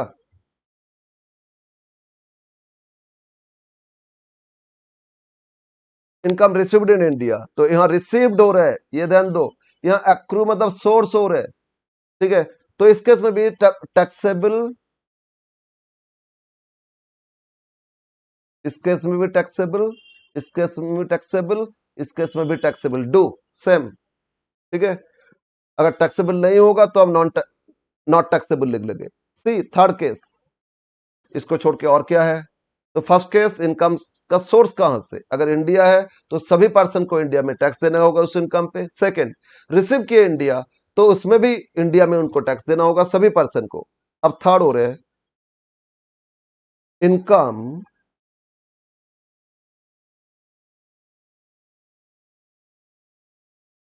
Accrue and receive both outside India, receive both outside India, both outside India. मतलब इस इनकम का सोर्स और रिसीव भी दोनों ही आउटसाइड इंडिया की है, बोथ आउटसाइड इंडिया। बट एक कंडीशन है, ये जो इनकम ये जो इनकम एक बिजनेस इनकम, और जिस बिजनेस को कंट्रोल इंडिया से करा जा रहा था, जिस बिजनेस का कंट्रोल कहां से हो रहा था, इंडिया से हो रहा था, but it is a business income, एक बिजनेस इनकम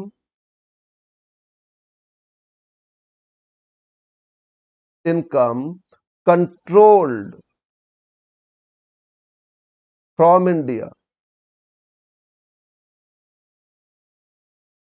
ठीक है ना। उनका पेरेंट यहाँ बिजनेस, पेरेंट कंपनी इधर है और वहां ब्रांच खोल के बैठे, तो उस ब्रांच से इनकम अर्न कर रहे हैं, वो बिजनेस इनकम ही है ना।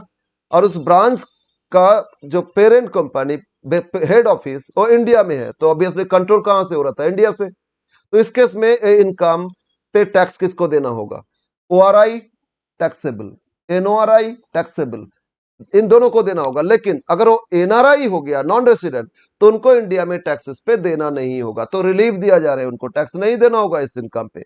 तो किसके लिए not taxable, NRI non resident, तो नॉट टैक्सेबल, ठीक है। तो फर्स्ट टू केसेस सब में टैक्सेबल हो रहा था और थर्ड केस, अगर इनकम का सोर्स भी आउटसाइड इंडिया, रिसीव भी आउटसाइड इंडिया किए, लेकिन ये बिजनेस इनकम जिस बिजनेस को कंट्रोल इंडिया से किया जा रहा था, जिस केस में ओआरआई एनओआरआई दोनों में टैक्स देना होगा, लेकिन जो नॉन रेसिडेंट उनको टैक्स नहीं देना होगा। क्लियर है। एंड फोर्थ सिचुएशन, चार, वैसे चार कैटेगरी, चार चीज याद रखना आपको, ये चार ही केस हो सकता है और इसको छोड़ के और कोई केस नहीं आएगा। नाउ फोर्थ क्या है, ये भी यही है, थर्ड जैसा, सी जैसा, एक्रू और रिसीव बोथ आउटसाइड इंडिया, लेकिन it is not a business income control from India, या कुछ अदर इनकम है ना, बिजनेस छोड़ के अदर इनकम भी हो सकता है, डिविडेंड इनकम, सैलरी इनकम, और कुछ इनकम हो सकता है, तो वो इस केस में वो फोर्थ कैटेगरी हो जाएगा। तो income accrue and received, both, both कहां रिसीव किए, आउटसाइड इंडिया, मतलब एक्रू भी आउटसाइड इंडिया, रिसीव भी both outside India, except C, C मतलब except business income control from India, ठीक है ना। सी में भी तो यही था, एक्रू रिसीव दो आउटसाइड इंडिया, एक्सेप्ट सी मतलब सी में जो business income control from India है छोड़ के कुछ और इनकम है, या बिजनेस इनकम है लेकिन कंट्रोल इंडिया से नहीं हो रहा था, या सैलरी इनकम, या कैपिटल गेन इनकम, या आपका अदर सोर्सेस इनकम, कुछ भी हो जाए, कोई प्रॉब्लम नहीं, हाउस प्रोवर्टी इनकम, कुछ भी हो जाए, लेकिन control business income control from India ने, सी कैटेगरी का नहीं, तो बाकी सब फोर्थ कैटेगरी में आ जाएगा। तो इस केस में ओनली ओआरआई को टैक्स देना होगा, ऑर्डिनरी रेसिडेंट तो उनको टैक्स देना होगा, NORI not taxable, NRI not taxable, मतलब लास्ट केस ये सिर्फ ऑर्डिनरी रेसिडेंट हो गया तो उनको टैक्स देना होगा। इसीलिए कोई एक बार बाहर जाता है ना, वो कभी ऑर्डिनरी रेसिडेंट नहीं बनना चाहते, हो गया तो यहाँ भी टैक्स लग जाएगा, उधर भी टैक्स लग जाएगा, तो सारा टैक्स तो गवर्नमेंट ही ले लेंगे, वो फैमिली चलाएंगे कैसे, प्रॉब्लम हो जाएगा। तो इसलिए उनको टैक्स के बारे में बहुत ये होना चाहिए, कंसर्न होना चाहिए कि भाई इतना दिन आए, उससे ज्यादा रह जाएंगे, भूल से भी नहीं रहेंगे, इंडिया में नहीं रहेंगे वो रहेंगे तो फिर यहाँ इनकम पे, पूरा दुनिया का इनकम पे यहाँ भी टैक्स देना होगा। Clear, yes. तो ओआरआई भूल से बन गए, अगर आना जाना लगा रहता आपका, तो कभी भूल से भी ओआरआई नहीं बनोगे, एनआरआई रहोगे, ये होता है, ठीक है, यस। अब इससे हम लोग क्वेश्चन सॉल्व करेंगे, और इसमें एक चीज, एक पॉइंट, एक नोट लिख लो। अगर रेमिटेंस बोल रहे हैं, रेमिटेंस मतलब क्या होता है, फास्ट रिसीव्ड होता है, जो रिसीव मतलब fast receive, first time account में कहां जमा हुआ, फास्ट, या रिसीव कहां किए, आउटसाइड इंडिया या इन इंडिया। लेकिन रेमिटेंस क्या होता है, पहले आप रिसीव यहीं पे किए या कहीं पे किए, बाद में उसको भेजे किसी और जगह, उसको रेमिटेंस बोलता है। और तो पास्ट ईयर का इनकम अभी भेजे तो रेमिटेंस हो गया, उसको कंसीडर ही नहीं करोगे इसमें। तो any remittance is not consider, only first received is consider, receive मतलब first received, any remittance is not consider for tax incidents, any remittance, remittance मतलब बाद में भेजना, is not considered for tax incidents, okay, any remittance is not consider for tax incidents. Okay, yes, तो ये था residential status incidents का details. हम लोग इंडिविजुअल का ही सीखे। इसमें एचयूएफ है, कंपनी है, एचयूएफ में के लिए कुछ रूल्स है, कंपनी के लिए रूल्स है, ठीक है। लेकिन हिंदू अनडिवाइडेड फैमिली तो कर्ता के लिए देखना होगा, तो उसमें क्या रूल्स है, कुछ और है, ठीक है। बट हम लोग मेनली क्वेश्चन जो देता है ना आप लोग का, इंडिविजुअल का देता है। तो इंडिविजुअल के लिए क्वेश्चंस, इसमें हम लोग टैक्स इंसिडेंट से ही आज कुछ क्वेश्चन करेंगे, ठीक है। यस, टैक्स ना थोड़ा लेंथी है, और जब तक थोड़ा डिटेल्स नहीं दे रहे आपको भी ठीक से समझ में हम ये मान के चल रहे हैं आप लोग थोड़ा बहुत इसमें पढ़ के आए। अगर नहीं पढ़े तो फिर प्रॉब्लम हो जाएगा, इसलिए थोड़ा सा दे रहे हैं। बट हाँ, आगे उतना डिटेल्स नहीं दे पाएंगे, सैलरी में इतना डिटेल्स नहीं दे पाएंगे, एक क्वेश्चन ही सॉल्व करते जाएंगे, उसके साथ रूल्स बताते जाएंगे। ओके, अब क्वेश्चन इसमें ले रहे हैं।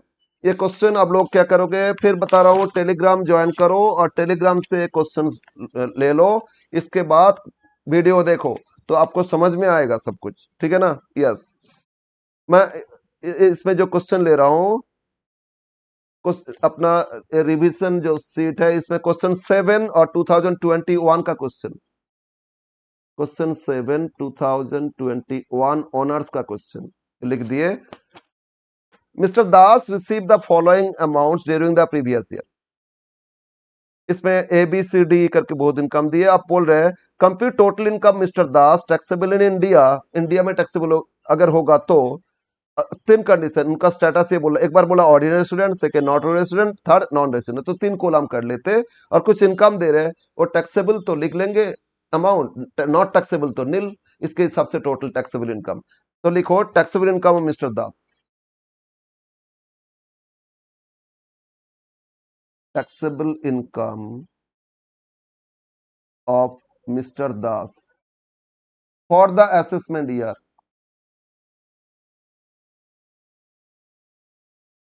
असेसमेंट ईयर क्या 2024-25, बस इतना लिखोगे तो भी चलेगा। अब इसमें तीनों केस बोल रहा है, एक ऑर्डिनरी रेसिडेंट, एक नॉट ऑर्डिनरी रेसिडेंट और एक नॉन रेसिडेंट, तो तीनों केस के हिसाब से कितना taxable, O R I, N O R I और एन आर आई, ये तीनों केस है, ठीक है। अब ए बी सी डी करके कुछ दिया है, क्या दिया है,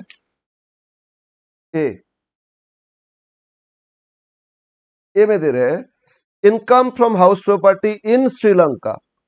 बोलो इनकम है श्रीलंका का प्रॉपर्टी, तो बोलो सोर्स कहां का, outside India Sri Lanka, and receive there, receive भी आउटसाइड इंडिया, तो बोलो इस चार में से कौन सा कैटेगरी में आ रहा है। एक्रू, सोर्स मतलब एक्रू और receive both outside India, income accrue और रिसीव बोथ आउटसाइड इंडिया, और ये तो house property not business income है ना, सी का नहीं है, not business income control from India, तो डी का आ गया ना। यस, तो डी तो किसके लिए टैक्सेबल, ओनली ओआरआई के लिए टैक्सेबल, ये दोनों में टैक्सेबल नहीं आएगा, तो फिर लिख लो, सिर्फ ओआरआई कॉलम में लिखोगे, तो लिखो इनकम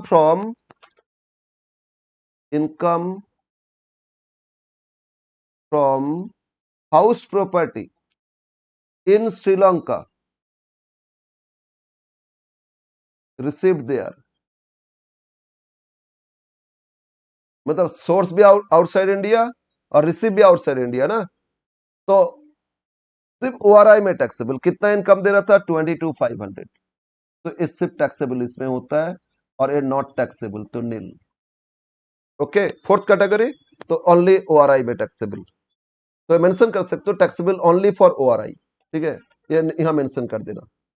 बी सेकंड, बस वो चार जो केस दिए ना, ये चार कैटेगरी, ये याद रखोगे कौन सा फील्ड में आ रहा है, उसके हिसाब से टैक्सेबिलिटी लिखते जाओगे। Second, income from salary in India, अरे इंडिया से सोर्स इंडिया हो गया ना, तो सबके लिए टैक्सेबल, मतलब source India, accrue in India, तो सबके लिए हो गया ना, फर्स्ट कैटेगरी हो रहे ए, तो income from salary in India, income from salary in India, इसमें दे रहे 1,20,000, it is taxable for all, ये मेंशन कर सकते हो, टैक्सेबल फॉर ऑल, क्योंकि accrue in India. Okay, C third, dividend from Indian company received in China, अरे company तो इंडियन, सोर्स इंडिया हो गया ना, यही है सोर्स इंडिया, तो क्या हो जाएगा taxable for dividend from Indian company, receive कहीं से भी करे, उससे क्या मतलब है, ठीक है ना। Dividend from Indian company received in China, China में रिसीव किए, बट चाइना से रिसीव से कोई मतलब नहीं है, इंडियन कंपनी सोर्स इंडिया, तो टैक्सेबल फॉर ऑल, कितना 25,000 ग्रॉस उनको मिला था, 25,000 डिविडेंड, तो taxable for all. Next one D, income from business in India control from Bangladesh, ध्यान दो बिजनेस इन इंडिया, इंडिया मतलब सोर्स इंडिया हो गया, अब कंट्रोल बांग्लादेश से क्या हो, यह देखो income, income from business in India, तो एक्रू इन इंडिया हो गया ना फर्स्ट कैटेगरी, अब कंट्रोल कहां से हो रहा है कोई मतलब नहीं है, बस सबके लिए taxable. Income from business in India, income from business in India control from Bangladesh, yes इसमें है आपका 37,500, टैक्सेबल फॉर ऑल हो गया ना, एक्रू इन इंडिया, तो 37,500 सभी केस में टैक्सेबल। ओके क्लियर, समझ में आ रहा है, यस। नाउ ई, बस ये 5 इनकम दिए थे लास्ट ई। ये बोल रहे हैं 10,000 इनकम अर्नड फ्रॉम यूके, लेकिन ये 22-23 का brought to India 23 previous year में, ब्रॉड मतलब रेमिटेंस, तो ये रेमिटेंस है, income of 20, income in UK of 22-23, remittance in India, तो रेमिटेंस नॉट टैक्सेबल, या नोट में लिख देंगे, तो यह remittance, remittance in India in 23-24 is not taxable, पहले का इनकम अभी यहां यहां भेज रहे हैं, रेमिट कर रहे हैं ना, तो नॉट टैक्सेबल हो जाएगा, बस हो गया कंप्लीट। अब सबको जोड़ लो, सबको जोड़ लो, टैक्सेबल इनकम मतलब अगर resident of India ordinary resident होता है तो इन सबको जोड़ लोगे जितना वो टैक्सेबल हो जाएगा, और एनओआरआई होता है तो ये तीनों एनआरआई, इन दोनों केस में सेम टैक्सेबल हो जाएगा, है ना, यस। तो जोड़ो एक बार, 22,500 प्लस 37,500, 30 20 50, 60,000, 60,000, 1,20,000, 1,80,000, 2,05,000, इसमें कितना हो रहा है 2,05,000, राइट। सेकेंड 2,05,000 से 22,500 लेस कर दो, 2,05,000 से 22,500 लेस करेंगे तो 182,500, और ये भी हो जाएगा 182,500, राइट, यस। ये था क्वेश्चन 2021 ऑनर्स, राइट। ऐसा ही एक क्वेश्चन है और डिस्कस कर लेंगे हम, डिस्कस अच्छा कर ही लेते, बस ये लास्ट क्वेश्चन कर लेते 8, ये भी इंसिडेंट्स का है, और रेसिडेंट कैलकुलेशन और डेज काउंट करके कैलकुलेशन होता है, प्रीवियस ईयर कितना दिन, जो बेसिक कंडीशन है ना वो, उससे कुछ क्वेश्चन है, तो आगे नेक्स्ट क्लास में उसको भी करेंगे, और आगे एक और चैप्टर शुरू कर देंगे, ठीक है, यस सर। तो आज एक और क्वेश्चन कर देते इंसिडेंट से, और पता नहीं क्यों हमको लग रहा है इंसिडेंट्स आप लोग के लिए एक बार बहुत ज्यादा इंपॉर्टेंट है, खैर दोनों में से आ सकता है, ऐसे ऐसे नहीं करोगे, ये भी ठीक से प्रैक्टिस करोगे और वो भी करोगे, उसमें 3-4 क्वेश्चन उसमें भी कर लेंगे, है तो हो जाएगा आपका।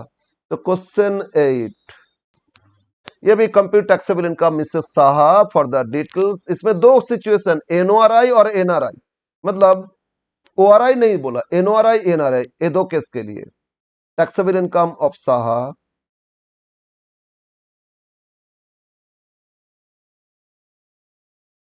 Miss Saha for the assessment year, वो लिख लोगे। अब इसमें सिर्फ ना दो कंडीशन बोल रहे, अगर वो एनओआरआई होता है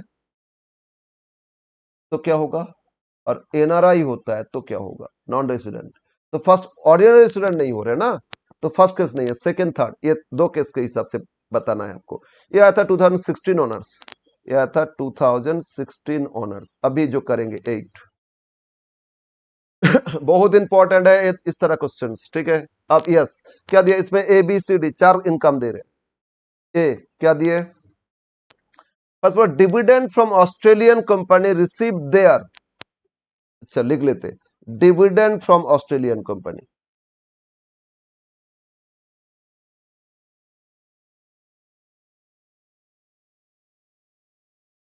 ऑस्ट्रेलिया कंपनी रिसीव्ड देयर, बोलो ये टैक्सेबल किसके लिए होता है, ये कौन सा कैटेगरी में है, इधर देख के बोलो। ऑस्ट्रेलियन कंपनी तो सोर्स आउटसाइड इंडिया है ना, accrue outside India, receive there तो रिसीव्ड आउटसाइड इंडिया, ये बिजनेस इनकम नहीं है, कंट्रोल फॉर्म, तो ऑप्शन डी हो गया ना, यस सर, बोलो बोलो। तो ऑप्शन डी तो ओनली ओआरआई में टैक्सेबल होता है, इसमें तो ओआरआई पूछा ही नहीं, तो बाकी दोनों में नॉट नॉट टैक्सेबल, तो ये दोनों में लिख लेते हैं नॉट टैक्सेबल, नील, है ना, ये दोनों केस में टैक्सेबल नहीं होता है, तो लिख लेना only taxable for ORI, ordinary resident of India, ordinary नहीं है इसलिए नहीं आएगा, बी। सेकंड क्या दिए ना, agriculture income from Nepal but received in India, agriculture income Nepal तो इनकम टैक्सेबल हो जाएगा क्योंकि इंडिया का नहीं है, इंडियन एग्रीकल्चर इनकम तो एग्जाम्प्टेड होता है, एग्रीकल्चर इनकम फ्रॉम नेपाल, तो बोलो नेपाल मतलब सोर्स आउटसाइड इंडिया, रिसीव्ड कहां किए, रिसीव्ड इन इंडिया, बस यहीं पे फंस गए इन्होंने, क्योंकि रिसीव्ड इन इंडिया मतलब सेकेंड कैटेगरी भी देखो, अगर रिसीव्ड होता है इंडिया में, सोर्स कहीं से भी हो, रिसीव्ड इंडिया तो सबको टैक्स देना होगा, तो इन्होंने रिसीव कर लिया इंडिया, तो टैक्सेबल दोनों इस दोनों में आ जाएगा, कितना था 1,20,000, तो 1,20,000 दोनों केस में टैक्सेबल हो जाएगा, ठीक है। थर्ड क्या दिया फिर, pension from farmer employer in India received in Bangladesh, pension from employer, farmer employer मतलब अभी तो रिटायर किए नहीं, इसलिए फॉर्मर एम्प्लॉयर से इनको पेंशन मिला, employer in India, farmer employer जो इंडिया का है उनसे पेंशन मिला, received in Bangladesh,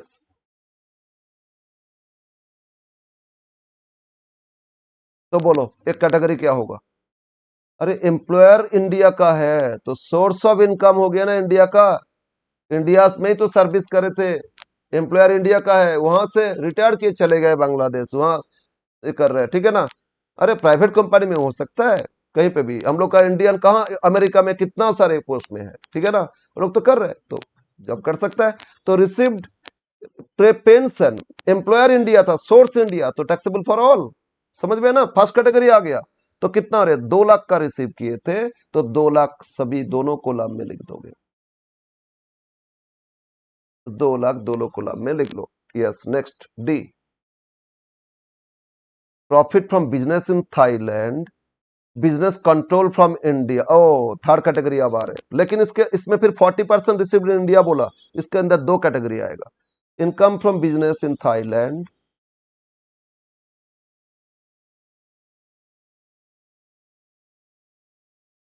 business in Thailand और control from India, control from, ये बिजनेस कंट्रोल हो रहा था इंडिया से, अब इसमें क्या बोला, इसमें बोला 40% received in India, 40% received in India, अब ध्यान दो, अगर इंडिया में रिसीव कर लिए, ये एक कैटेगरी बी आ गया, रिसीव्ड इन इंडिया, तो सबके लिए टैक्सेबल हो जाएगा, और बाकी जो 60% ये सी में आ जाएगा, क्योंकि एक्रूड इन रिसीव्ड बोथ आउटसाइड इंडिया, लेकिन बिजनेस कंट्रोल हो रहा था इंडिया से, तो सी में आ जाएगा ना, तो 40% इंडिया में रिसीव किए तो कैटेगरी बी सबके लिए टैक्सेबल, तो ये सबके लिए टैक्सेबल, दोनों में टैक्सेबल लिख लेंगे दोनों केस में, तो इनकम दिया था 2,50,000, 2,50,000 पे 40%, 250 पे 40%, तो ये होता है आपका 1 लाख, 1 लाख तो दोनों में टैक्सेबल क्योंकि रिसीव की इंडिया में, और 60% रिसीव्ड इन देयर मतलब रिसीव्ड इन थाईलैंड, तो एक ये सिर्फ इसमें होगा, ओआरआई एनओआरआई में होता है, ये नॉट टैक्सेबल, ये नील, लेकिन इधर आ जाएगा 1,50,000। कैसे? 60%, 250 का 60%, वो आपका बाहर में रिसीव किए तो कैटेगरी सी। सी मतलब देखो, सी मतलब income from accrue receive both outside India लेकिन बिजनेस कंट्रोल फ्रॉम इंडिया, तो इसमें ordinary not ordinary taxable, NRI not taxable, तो इसमें NRI not taxable but ordinary not ordinary ये दोनों में टैक्सेबल हो जाता है। बस हो गया कंप्लीट। अब इसको जोड़ लोगे, टैक्सेबल इनकम क्या मिलेगा? Taxable income of person. ठीक है, यस फास्ट जोड़ो। 2 लाख, 2.5 लाख, 4.5 लाख, 4.5, 5.5, 5,70,000। ठीक है, 5,70,000 फर्स्ट केस में टैक्सेबल। इसमें हो रहा है आपका 2, 3, 4,20,000। ठीक है, कितना हो रहा है? 4,20,000 इसमें टैक्सेबल हो जाएगा। तो ये था आपका टैक्सेशन में इंसिडेंट्स ऑफ टैक्स से 2 क्वेश्चंस। यही 2 क्वेश्चन मैंने दिए, ऐसा एक और क्वेश्चन है थोड़ा बहुत दिया है उसमें, बट मैक्सिमम बाकी स्टेटस मतलब वो रेसिडेंट बताओ, वो नॉन रेसिडेंट होगा या रेसिडेंट होगा, वो सब डेज फाइंड करेंगे, कितना दिन कितना, 6166 वो देखेंगे। ठीक है, तो आज का क्लास यहीं पे रखते हैं, फिर कंटिन्यू आपको क्लासेस मिलती रहेगा, कॉस्ट टैक्स दोनों ही मिलते रहेगा। तो नेक्स्ट क्लास में हम लोग करेंगे। इतना आप लोग ठीक से प्रैक्टिस करो, इतना प्रैक्टिस करो, रूल्स ठीक से सीख लो। हो सकता है theory they they, what is resident of India, what is non resident of India, तो उसके थ्योरी भी आप अटेंड कर पाओगे और प्रैक्टिकल देने का चांसेस है।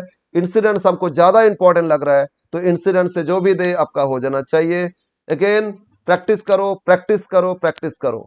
आज का क्लास इतना। अगेन